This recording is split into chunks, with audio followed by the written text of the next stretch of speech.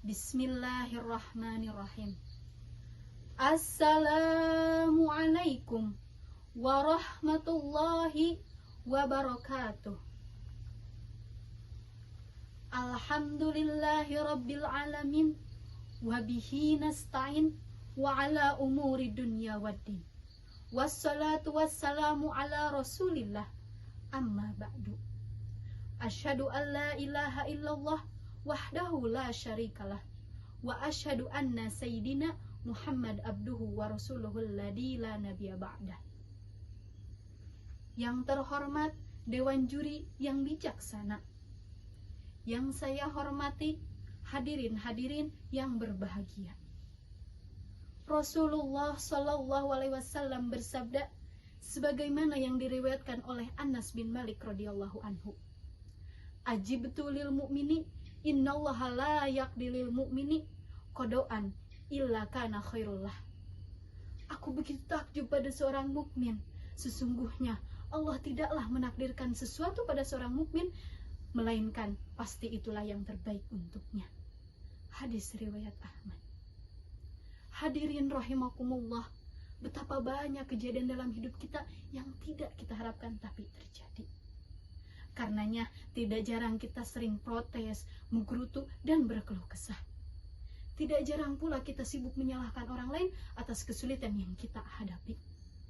Akan tetapi kita lupa untuk meyakini bahwa tidak ada satupun kejadian di dunia ini melainkan terjadi atas izin Allah Subhanahu wa Ta'ala yang Maha Mengatur. Terkadang ketika mendapatkan ujian atau cobaan tertentu, kita langsung merasa tidak sanggup dan berakhir mengeluh. Padahal hukum mengeluh dalam Islam jelas dilarang. Karenanya kita harus tabah dalam menghadapi segala bentuk ujian. Oleh karena itu, Al-Quran mengajarkan kita untuk senantiasa berhenti mengeluh. Allah Subhanahu wa Ta'ala berfirman dalam Quran surat Al-Ankabut ayat 2. A'udzu billahi minasyaitonir rajim. Bismillahirrahmanirrahim. Ahasiban nasu ayyutraku ayyakulu amanna wa hum la yuftanun. Yang artinya, apakah manusia itu mengira mereka dibiarkan saja ketika mengatakan kami telah beriman sedang tidak diuji lagi? Hadirin rahimakumullah, setiap orang pasti pernah dan akan mendapatkan ujian. Oleh karena itu, janganlah mengeluh. Akan tetapi, kita harus senantiasa bersabar, kuat, dan berusaha keras untuk bisa melewati segala bentuk ujian. Ada sebuah kisah menarik yang Allah bubuhkan dalam Quran surat Al-Kahfi ayat 65-82. Kisah mengenai pertemuan, yakni Nabi Musa dan Nabi Khidir.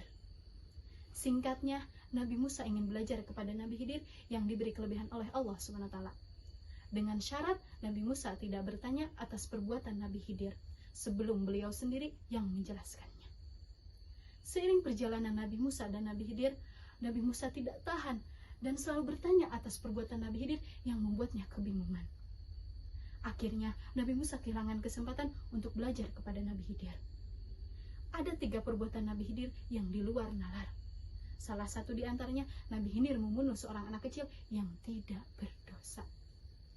Nabi Khidir menjelaskan bahwa kelak anak itu akan tumbuh menjadi seorang kafir. Na'udzubillah summa na'udzubillahi min dzalik. Padahal kedua orang tuanya beriman kepada Allah Subhanahu wa Ta'ala. Nabi Khidir membunuh anak itu karena anak itu akan memaksa kedua orang tuanya menuju kesesatan. Dan Allah akan memberi pengganti dengan anak yang soleh dan berbakti kepada orang tuanya. Demikianlah dalam Quran surat Al-Kahfi ayat 82, Allah abadikan ucapan Nabi Khidir kepada Nabi Musa. Apa yang kuperbuat bukan menurut kemauanku sendiri. Artinya, setiap perbuatan Nabi Khidir adalah atas ilham dari Allah Subhanahu wa Ta'ala. Dan ini membuktikan bahwa takdir Allah adalah yang terbaik. Meski dalam pandangan semu mata manusia nampak keburukan atau kesulitan. Hadirin rahimakumullah, Kisah ini memberikan pelajaran kepada kita bahwa betapa banyak kejadian dalam hidup kita yang tidak kita harapkan tapi terjadi. Bahwa betapa banyak peristiwa dalam kehidupan ini di luar nalar untuk kita atur. Sungguh Allah Subhanahu wa Ta'ala telah mengetahui apa yang terbaik untuk hambanya. Sekarang tinggal bagaimana manusia menjemput takdirnya. Takdir dalam Islam dikenal dengan istilah qada dan qadar. Meyakini adanya qada dan qadar merupakan salah satu rukun iman. Tidak sempurna iman seorang mukmin jika tidak meyakini adanya takdir Allah Subhanahu wa Ta'ala. Penting untuk dipahami bahwa takdir Allah adalah yang terbaik. Lalu bagaimana untuk meyakini bahwa takdir Allah adalah yang terbaik? Alasannya tentu saja pasti ada hikmah di balik setiap peristiwa atau masalah yang kita hadapi, yang kerap kali kita hanya melihatnya dari satu sisi negatif. Hadirin rahimakumullah, semoga kita selalu diberi ketabahan, rasa syukur, dan menerima segala sesuatu yang telah Allah takdirkan kepada kita. Amin ya Allah ya Rabbal Alamin. Sebelum saya pamit, ada pantun, nanti bilang cakep siap. Jika kita mencintai takdir ilahi, hati tenang tiada terbagi. Bila kita ridho pada ketentuan Allahu Rabbi, hidup bahagia penuh berkah sejati. Ungdur maqala wala tangdur mangkila. Mohon maaf bila ada kekurangan.